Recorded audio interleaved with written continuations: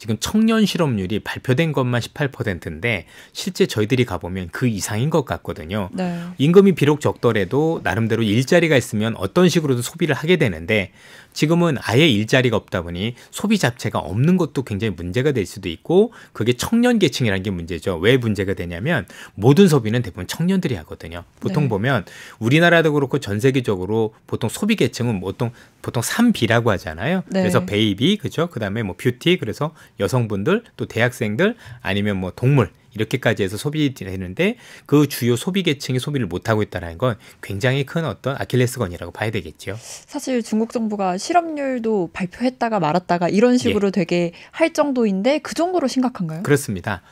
저는 이제 거의 매달 가서 눈으로 보고 있잖아요. 중국 여성분들, 특히 젊은 여성분들 중심으로 화장을 아예 안 합니다. 네. 저는 이분들이 화장 안 하는 건 처음 본 것 같아요. 불과 얼마 전까지 한국 화장품 좋다고 난리였고 화장을 네. 그렇게 많이 하던 분들이 거의 쌩얼로 다니는 거 보고 와 이게 뭘까. 결국은 그래서 몇 분한테 제가 여쭤봤어요. 왜 화장을 안 합니까? 그랬더니 너무 답이 간편했습니다. 돈이 없어서요. 그렇죠. 우리하고 되게 다른, 되게 안타까운 일이잖아요.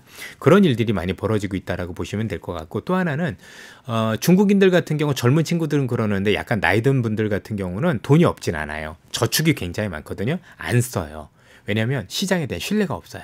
정부에 대한 신뢰도 없고 그러다 보니까 소비자 신뢰 지수가 거의 땅바닥까지 떨어져 있고 이 소비자 신뢰 지수가 중국의 부동산 가격하고 거의 비슷하게 떨어지는 모습이었기 때문에 사실 부동산이 유의미한 반등이 지금 상황에서 필요하다고 봐야 되겠죠. 시진핑 주석의 어떤 정책과 최근에 나왔던 정책들을 종합해 보면 굉장히 다급하다라는 인식을 가질 수밖에 없다라고 보여지는데요. 그만큼 지금 나오고 있는 이 경제 관련 정책들이 어떤 한두 가지 정책이 포커싱이 된 게 아니라 정말 전방위적으로 나오고 있다. 그래서 통화정책, 재정정책, 증시부양책까지 합쳐져서 지금 세트로 굉장히 나오고 있다라는 측면이 굉장히 중요한 것 같고 특히 최근에 이제 9월에 이 정책이 나왔다라는 게 굉장히 중요한 포인트가 되는데 왜 9월이었을까? 결국 중국은 미국이 금리 인하를 하기를 기다렸다라고 보여집니다.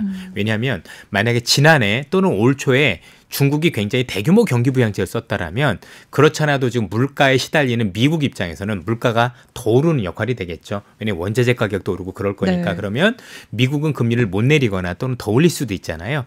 그럼 미 중간에 금리 차가 더 벌어지면서 중국에 있는 외환은 더 유출될 수밖에 없는. 그래서 만약에 그 당시에 정책을 썼으면 그 정책의 효과가 반감될 수밖에 없는 상황이었다라고 보면 지금 중국 같은 경우는 미국이 금리 인하 했은 걸 기다렸을 거고 현재 미국이라는 국가가 금리 인하 스케줄이 내년을 넘어 내후년까지 이루어지고 있으니 아마 현재 진행되고 있는 중국의 경기 부양책은 내후년까지 지금부터 시작이다라고 보시면 될 것 같고 지금 당장은 효과에 대해서 논의하기는 쉽지는 않지만 시간이 갈수록 그 효과와 관련해서는 지금보다는 긍정적인 효과를 낼 가능성이 높아 보입니다.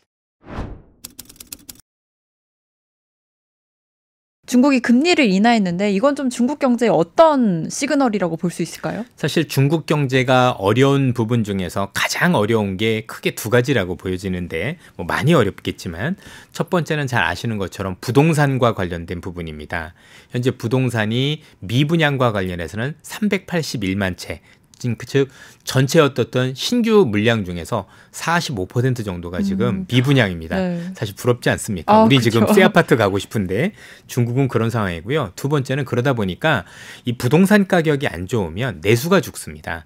그래서 소비가 굉장히 어려워지는 모습인데 지금 시장에서 미중 갈등 때문에 앞으로 중국이 미국이나 아니면 다른 국가로 수출할 수 있는 여건이 굉장히 불리해지거든요. 그러면 내수를 통해서 뭔가 이런 것들을 커버를 해줘야 되는 건데 현재 상황에서 부동산이 이렇게 되면 내수가 자라날 수가 없게 됩니다. 결국엔 내수를 확보하기 위해서 여러 가지 조치들을 하고 있는 거고 그 조치 중에서 금리 인하를 통해서 부동산 시장이 더 이상 빠지지 않도록 하는 조치를 하고 있다. 이렇게 보셔도 될 것 같고 또 빚을 빌린 사람 입장에서 어쨌든 이자가 내려간 만큼 이자 부담이 줄어드니 그만큼 소비 여력이 생긴다는 측면에서 바라볼 필요도 있겠습니다.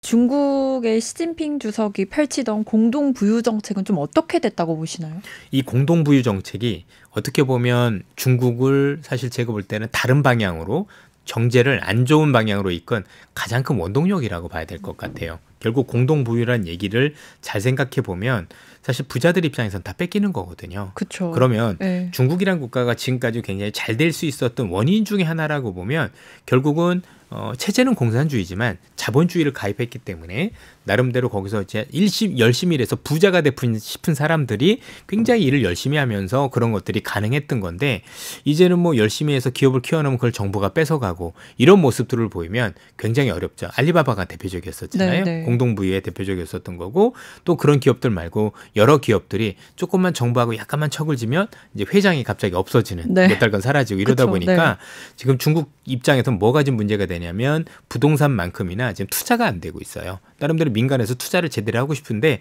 투자를 하면 공동부에 걸리잖아요. 그렇죠? 해가지고 다 나누자라는 건데 네. 어떤 사람이 내가 열심히 일해서 그냥 나누고 싶겠어요. 내가 더 많이 갖고 싶은 건데 이런 어떤 사적 욕심을 어떤 그 하지 못하는 그리고 컸던 기업들 또 크는 기업들에 대해서 정부가 너무 통제하는 모습들을 많이 보이다 보니까 중국에서 지금 투자가 굉장히 위축되는 모습들을 많이 보이고 있는 게 사실 문제가 되고 있고 요게 그 부동산도 여기서 나온 거잖아요. 결국 네, 그죠? 네, 집은 그쵸. 소유하는 거지 투기하는 게 아니다. 근데 그렇게 하기에는 너무 컸다라고 보여지고 그래서 제가 볼 때는 좀 과했다라고 생각을 합니다. 그러니까 구조조정하는 것도 좋고 빈부의 격차를 해소하는 것도 좋은데 너무 좀 많이 나간 거 아닌가. 어느 정도 선까지 나갔어야 되는데 그 이상으로 나가면서 그 부작용들이 나타나고 있다고 보여집니다. 전체적으로 지금 중국 같은 경우는 이 과도한 부채 중에서 제일 큰 데가 지방정부라고 봐야 될 것 같고 지방정부들 같은 경우는 땅을 임대를 해줘서 중국은 이제 땅을 파는 개념이 아니라 아파트라든가 아니면 상가들한테 100년 정도 99년 네, 네. 임대를 해주는 거거든요. 그래서 그 돈을 가지고 여러 가지 재정을 했었던 건데 사실은 이게 너무 과했던 거죠 그동안. 그래서 야 지방정부도 너무 과하고 여러 가지가 있다 보니까 또 부채도 실제 많이 쌓였던 거고 결국 여기서 끊지 않으면 나중에 감당이 가능하지 않겠다라고 해서 중간에 끊었다라고 봐야 되겠습니다. 올해까지 나온 여러 가지 정책들을 감안을 하면 3분기 성장률이 4.6%가 나왔고 그래서 1, 2, 3분기를 합쳐보면 4.8% 성장률이에요. 그런데 지금 있는 여러 가지 부양체를 통해서 억지로 맞출 수는 있을 것 같아요.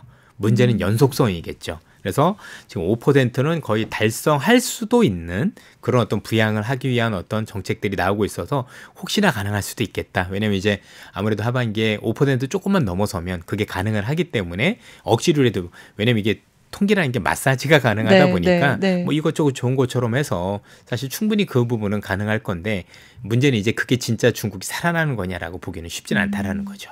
그러면 이게 경제 성장률을 5%대 달성한다는 것. 이거 올해는 가능할지 모르겠지만 내년부터는 또 어떻게 될지 모른다는 그렇죠. 말씀일까요? 내년에 이제 제일 중요한 게 지금 진행되고 있는 정책의 연속성입니다. 결국에 중국 경기가 안 좋다라는 건 이미 전 세계 모든 분들이 알고 있는 거고 결국에 이런 것들을 타개하기 위해서는 경기를 살리기 위한 특단의 조치들이 필요한 거죠. 그래서 지금 시장에서도 궁극적으로는 10조 위안의 돈을 풀어야 되는 거 아니냐. 10조 위안이 나온 이유는 뭐냐면 결국 GDP 대비 재정 적자를 한 10% 정도 내야 되는 거 아니냐라는 얘기를 하는 건데 통상적으로 일반적인 국가가 GDP 대비 한 3% 정도 돈을 쓰는 걸 감안하면 어마어마한 규모라고 보는 거고 네. 그 정도는 써야 경제가 유의미한 어떤 변화가 있을 것이다라는 얘기들이 나오는 것 같아요. 일본 같은 경우 잃어버린 10년일 때 그랬었거든요.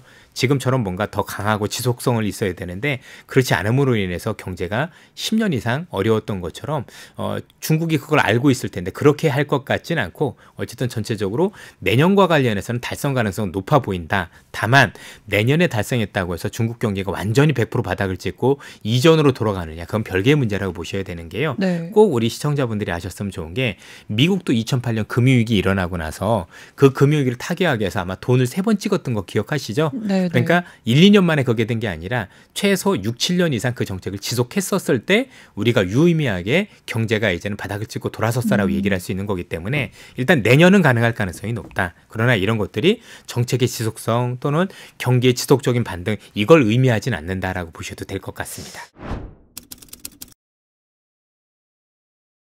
최근까지만 해도 이제 외국인 투자자들의 엑소더스가 중국 경제의 가장 큰 문제로 자리 잡았었는데 이거는 좀 어떤 영향이 있을까요? 아무래도 외국 자금들이 많이 나가게 되면 사실 일단 중국을 바라보는 신뢰도 입장에선 첫 번째로 문제가 될 수 있겠죠. 네. 뭐 많은 자금들이 중국에 들어가면 와 나도 중국에 들어가 볼까 이럴 수가 있겠지만 쟤들도 나가네 나도 나가고 싶은데 이런 어떤 문제들과 관련해서는 일단 우선적으로 문제가 된다고 봐야 될 것 같고, 두 번째는 환율 측면에서 문제가 있겠죠. 위안화가 지속적으로 약세가 되면 중국이 키우고자 하는 내수의 역할을 못 해주겠죠. 중국이 구매력을 높아지기 위해서는 위안화 가치가 올라가야 수입 물가도 낮아지고 네. 그로 인해서 구매력이 확산이 될 텐데, 이렇게 해서 위안화가 약세로 가면 중국 돈의 가치가 떨어지게 되면 오히려 소비 여력이 줄어드는 모습들이 나타나니 중국 입장에서는 경제 주름살이 될 수밖에 없겠습니다. 결국에는 미국 대선이 관건일 것 같은데 이 누가 되든 중국에 대한 그런 강한 규제 이런 건 변함이 없을까요? 중국을 어떻게든 규제를 하겠다라는 것들과 관련해서는 제가 볼 때 양당 어떤 분이 된다고 하더라도 지금보다도 네. 훨씬 더 강한 규제가 지속될 수밖에 없다라고 봐야 됩니다.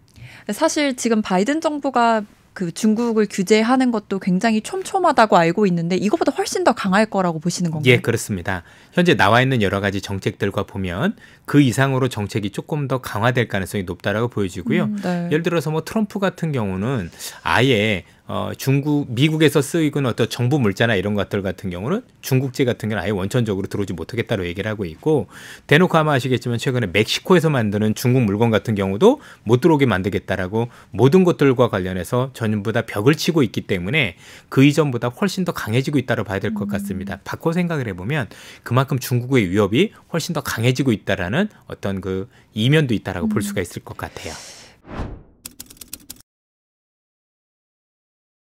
결국에는 가장 또 중요한 건 미국 대선일 것 같은데 이 대선 이후에도 중국에 대한 규제는 강해질 것 같다 이렇게 보셨잖아요. 중국 입장에서는 좀 그래도 어떤 대통령을 원하고 있을지가 궁금하거든요. 사실 둘 다 만만치는 않지만 아직까지는 모르겠으나 그래도 아직까지는 트럼프를 원했을 가능성이 높습니다.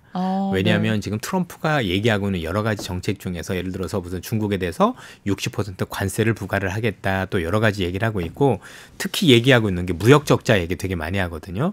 중국인들이 너무 많이 우리 때문에 돈을 벌고 있어 이런 얘기를 하고 있는데 그럼 중국 입장에서 어떤 생각을 할 수 있냐면, 그러면 우리가 농산물이라든가 이런 걸 많이 사주면 혹시 이와 관련해서 뭔가 우리가 비빌 수 있는 틈이 생길 수 있는 거 아니냐. 아까 말씀하신 해리스 같은 경우 들어갈 틈이 없다라면 우리가 알고 있는 트럼프 같은 경우는 내가 농산물도 사주고 여러 가지 사줬을 때 뭔가 딜을 할 수 있는, 그렇죠? 뭔가 정책적으로 해서 교환할 수 있는 이런 어떤 여러 가지가 틈바구니가 생기는 거 아닌가라는 아직까지는 그런 기대를 버리지 않고 있는 것으로 판단하고 있습니다.